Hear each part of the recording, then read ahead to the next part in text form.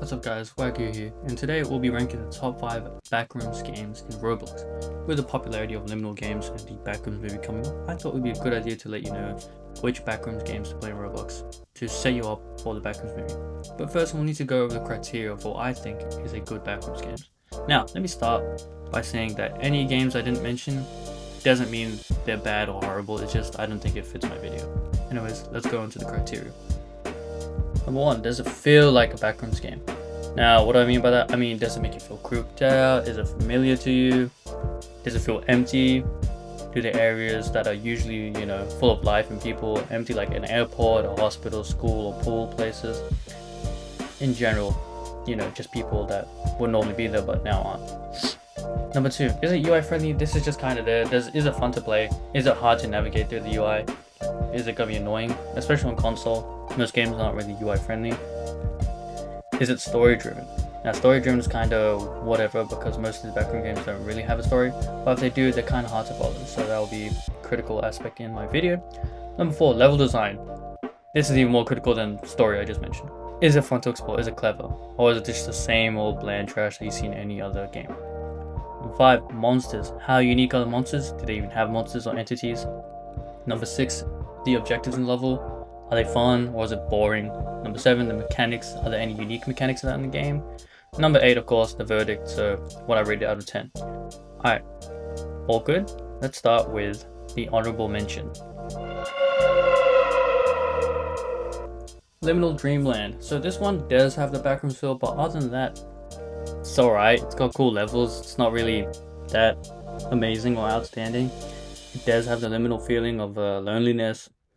Not really any objectives, just run around, find the objective or the exit, that's about it. There's no sprint, there's no jumping, there's no crouching.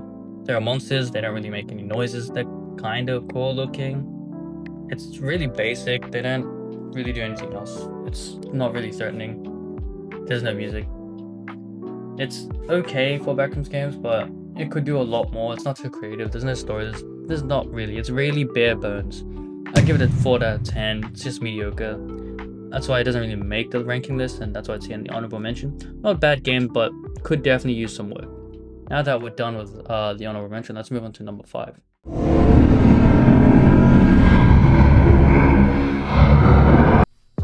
Beyond Liminal. So, Beyond Liminal, there's what a Backrooms is supposed to do. It makes you feel lost, empty, it's liminal.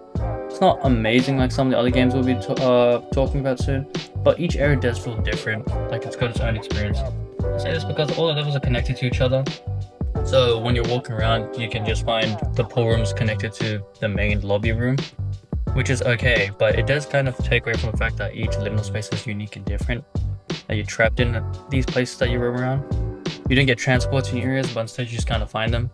Now, you can look at this as a positive because you can backtrack, but it kind of lessens the experience of making it less liminal and more conjoined. Is the UI good? For console, it's not too hard to get a hold of. Interacting with stuff and the levels is done easily by pressing R2 or RT. User interface gets a pass besides looking around and having your frames drop by 10 for some reason. It's alright. Story, there's no story. You just simply dropped it to the backrooms, no explanation, just under the assumption that you have to walk around and explore. You just kind of no-clipped into the area. Level design.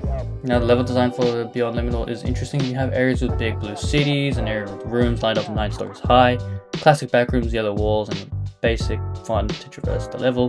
Pool rooms, it's alright. Really cool buildings. Monsters, there's no monsters, so it doesn't really get anything there. Objectives. The objective is just to run around, find an escape, look for another level to explore. Basic, very basic, but it's boring. Mechanics. Surprising mechanics are kind of simple, as always. Backroom games don't really have anything too complex. You can run, you got your flashlight, but that's about it. Because levels are all connected, it has a serve of people and exploring the rooms with you, so you don't feel alone. You're able to run along with all these people, so there's no really threat or nothing to be afraid of. When I did record this, there was only 21 people playing, so you might be able to run into more people than I did. My verdict is it gets a 6 out of 10. No complaints. Like, it's okay. If you disagree with me, let me know in the comments. But I put it at number 5 because it does its job well. It does feel like a Backrooms game. I do think it's a bit unique. that you have other people exploring the games with you. I don't really feel like I'm trapped in this plane of existence with no escape. It's just kind of eerie feeling that there's just like a connection with all these rooms. I kind of feel like I'm being watched, but not really in any real danger. Moving on to number 4, this one's a little bit better, bumps it up. It really does make you feel horrified a little. Number 4, Dimensional Drift. Now, I live streamed this game and I had known nothing about it. Does it feel like a Backrooms game? Yes, absolutely. I mean, kind of does. In the first level, it's the Backrooms, and as you get to the second level, you get to the pool Now, this is because after that, it gets a bit wacky. The atmosphere for the game is horror and thrill at the same time, less liminal. It's good. It spices things up, makes you feel on edge. The levels that you go through play different sound effects. There's knocking, kind of makes you paranoid. The more you traverse throughout the level, there's entities messaging you over and over again, letting you know that these backrooms harbor sinister creatures that are not friendly. Dimensional Rifts adds a very unique spin on making it feel actually terrifying to explore the backrooms. The UI. Is it UI friendly? Yeah, it's pretty simple, no complaints. It does what it's supposed to. Again, this is kind of whatever. Story. The story is interesting, and what it seems, there are 4 chapters, but only one's been released. From what I can understand, this game story, you went to sleep, then you woke up in the backrooms, which is cool. So you just kind of explore the backrooms and try to find an exit. Normal backroom stuff. The game has a lot of potential. For now, that's all we have for the story. They haven't really expanded upon it. Level design. Now, level design is very interesting. It has different and unique tags. Some of the places are not typical liminal spaces you would see in other Roblox games, if that follow that trend, which is refreshing and intriguing. This game can really go far, but it doesn't look like it has any updates in recent times. But the levels are also made in a way that isn't confusing or hard to traverse, making it easy to experience through. There's also no hand holding when playing this game, so good luck. Monsters. Dimensional Drift are very interesting. They got very unique monsters. They got a doppelganger which chase you around and will murder you. The other levels are weeping angels, mannequins that chase you when you're not looking at them. You have a horribly mangled blob monster that chases you in one of the levels. You have monsters that will message you and tell you not to leave the backrooms. So they got a pretty good variety. Objectives. How fun are they? Well, it's interesting, but they change it up enough for you to enjoy. You have rooms that you just kind of explore, experience, look for the exit, sometimes push buttons, look for a key, find it in the key holding item. For example, there's a painting in one of them, you just gotta place a painting there. So objectives for the game are fun. They don't just boil down to running from a monster and escaping. Mechanics, you have a sprint which is really slow. Sometimes you're running through the game and it's really minimal. You have your flashlight, interact button, that's really it. Not really any mechanics. Verdict, gets a 7 out of 10. Very fun horror atmosphere, different areas in the backroom games. Always fun and it feels original, not predictable. Each level is unique, not following the typical trends of the backrooms. Really nice.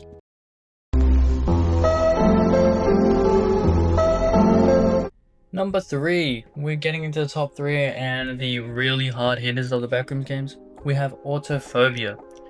Does it feel like a backrooms games? Absolutely. Everywhere I run around in Autophobia feels amazing. Handcrafted perfectly. Walking through each of the levels, you can feel how much time and effort was actually put into them. There's a multitude of levels in Autophobia. Each of them lead to different parts of the game. It feels really eerie. Walking through each of the levels, some of them are more scary than others. Others you just walk around empty pool rooms, no monsters, just kind of abandoned. The feeling of loneliness through all levels is just amazing. Backroom games are supposed to make you feel that sense of canopsia. Autophobia gets an A+. Now, the word I just said is basically loneliness, but more sophisticated. Anyways, UI friendly. In the game, the interact button is R2 or RT, Easy to grab items. The lobby is fine until you're trying to select levels. For some reason, for console, you can't scroll to the levels you've explored and select them. I don't know if this is just a console issue or an interface issue. Nonetheless, it's hard to pick which levels you want to select, something that needs to be worked on, but it passes regardless. Story. To be honest, I don't even know where the story is to begin with. I just got an ending on the final level where you get the good ending. You're greeted with the cutscene, and at the end, you presumably just kind of wake up with your parents and then you leave. It's a bit jarring because the whole time you just waltz around the levels and not really given an inkling of an idea that there's some sort of story that you're supposed to be following. But it's there. Level design. The levels for Autophobia are perfect. I don't think anything should be changed. It does a good job of getting the player to explore places that you haven't seen before. Great variety of levels, with each of them having their own unique atmosphere and sensation. When looking around and exploring the atmosphere in each of the levels, it's very unique, it's fresh, especially the one with all the hills and houses. Most Backrooms games just kind of leave that out for some reason. Very great level design. S tier. Monsters. At first you're greeted with the main entries of monsters. You got like the weird spaghetti camera monster at level 0, but then you can see more monsters when you play. You have a smile face monster that chases you and floats you around in the hospital. Not very creative, but cool. The next one is a weird fish creature with multiple limbs, floating squids. A disgusting hybrid monster with 2 long legs and hollow orifices in its face. Monster variety in this game is not a problem. Adds up to the experience greatly. However, some of the monsters need a bit of a detail rework or something. As I just mentioned, the monster with long legs has no texture. It's like a grey blob with a face. Now, it might be intended, but it's also just kind of bland. The smiley face monster is a bit boring, but also well known, so it gets a pass.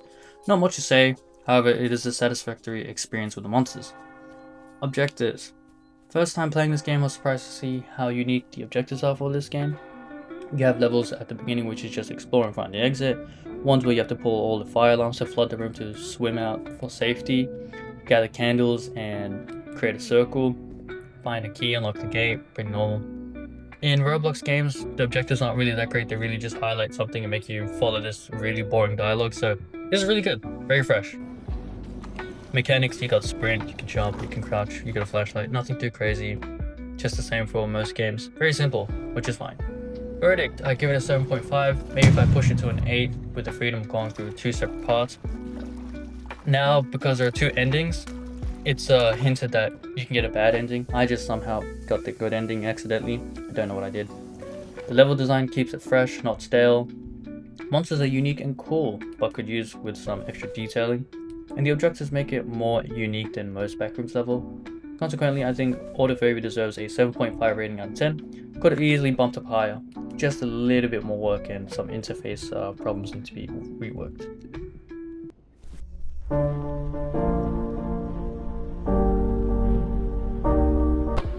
Interliminality is the most unique Roblox backroom games I've ever played. Aside from the ones I just mentioned, those are pretty good, but this is just on another level. When playing Interliminality, you're wandering around if any other Backrooms games even comes close. The music, the atmosphere, it's a really great part of Interliminality. It makes it feel more original and immersing. Not only does it feel like a Backrooms game, but it does do it without the lobby, the yellow maze that gets really boring and stale after a while. The ambience is amazing. You just listen to this little bit of music while playing, and I run around scared for my life.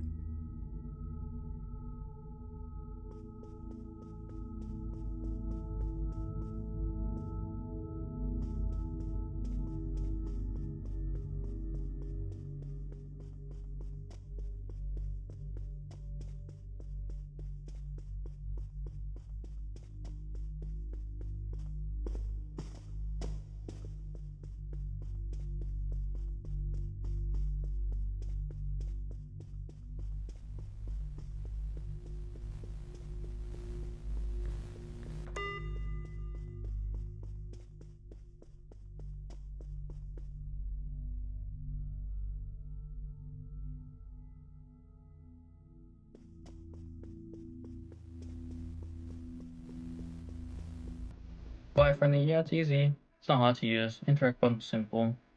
Very easy in console. It gets a pass. Nothing much to say about that. Story. You start off in an abandoned convenience store. It seems that you as the player are in an abandoned building store for some reason, and you make your way through the place. Find an elevator hiding behind one of the store shelves. You take it, you end up in an office, and you close it. Now you're trying to find an exit. Very typical take on Backroom where you fall through or clip through, but it's a bit different. You find an elevator, so it's very makes it feel different. Level design. Level design is good. Each level is diverse and distinct. Again, not following the formulaic levels that are seen in most backroom games, but it's like walking to a brand new house every time, or trying something for the first time. Interliminality gets a 10 out of 10 for levels again, because it branches out and tries something different. It nails it perfectly. Monsters. Again, the monsters are great. You have different monsters, all with a varied design, making them not stale. Our mechanics are not the same for most of them. You just kind of run away from a monster, hide. Easy enough. There's a level of monster that makes you stop moving, so you gotta stand still. And there's a monster that is trying to get through to the elevator you take to, and it makes you flip all the switches to prevent it from getting in. So monster variety is top tier. No complaints there. Objectives. How fun are the objectives? Well, you have missions where you have to find the exit, find the code, scramble something, open the elevator, find a key, find batteries, open door, you have puzzles. All fun, not boring. Pretty alright. Mechanics. You got running, flashlight, camera, crouching, and also jumping. Not really anything else. You have unlimited life, though you're not punished for dying. Don't really have insane mechanics, but that's not really fun. Verdict. 8.5, no explanation really needed. It's a S tier game. It just needs some more updates. I'm still waiting for the next episodes.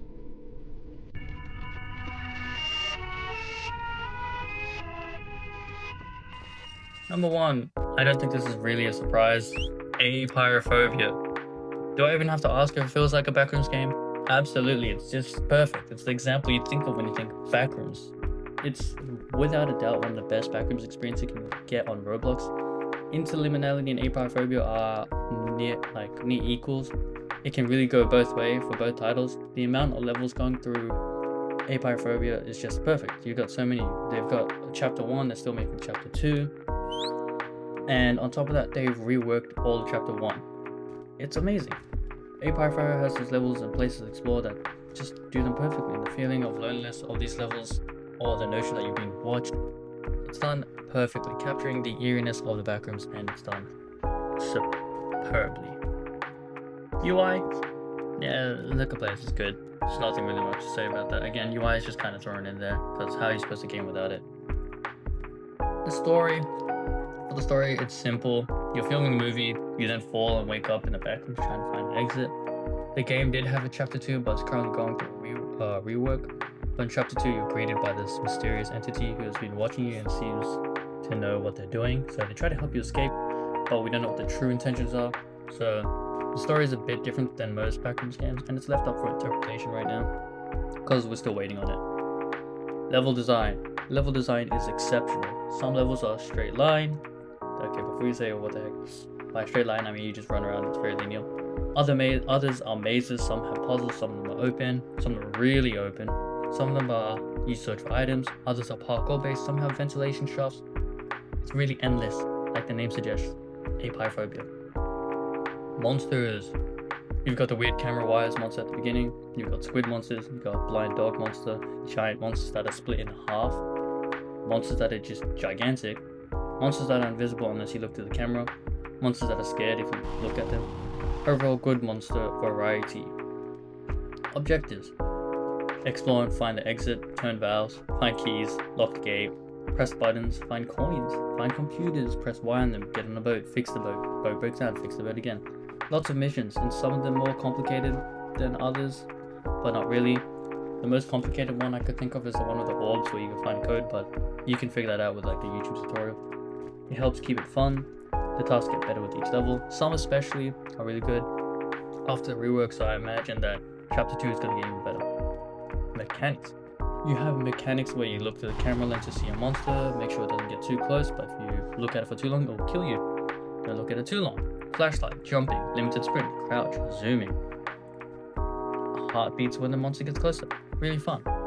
Besides sprint where you just lose all your vision when you run out of breath. I don't know why they thought that was a good idea, but it's alright. I give this a 9 out of 10. Perfect Backrooms game. And with the chapter getting reworked, it's amazing. Chapter 2 incoming, so there's a lot to look forward to. I can't wait. But that does it.